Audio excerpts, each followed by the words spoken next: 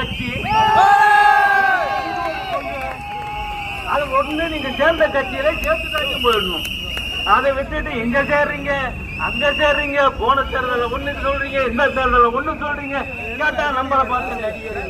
ஏன்டா நடிகனுக்கு நாடால தெரியாதா? உனக்கு நீ யாரு? நீ ஸ்பீக்கரை வச்சிருந்தா சாதாரண தொழிலாளி, மளிகை கடை வச்சிருந்தா தொழிலாளி, டைலரு. யாரு நீங்க எல்லாம் பெரிய கோயிலா? ஐஏஎஸ் ஐபிஎஸ் போட்ட 10வது படிக்காத மந்திரி ஆயிருக்கான்.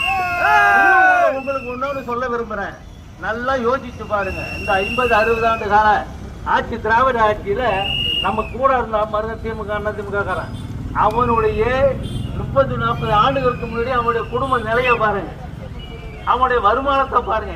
இன்னைக்கு எல்லாம் எவ்வளவு போறான கோடீஸ்வரனா இருக்கான்.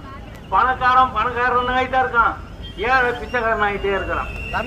இதுதான் 7 ரூபாய் காசு. உங்களுக்கு யாருடைய வீட்டு காசு? திமுக அதிமுக அதோட கூட்டணிகளுக்கு மாறாக தளபதி காட்டிய திசைதான் தமிழக வெற்றி.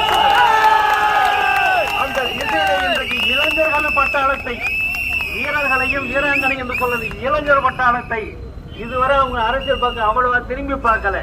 ஆனால் விஜய்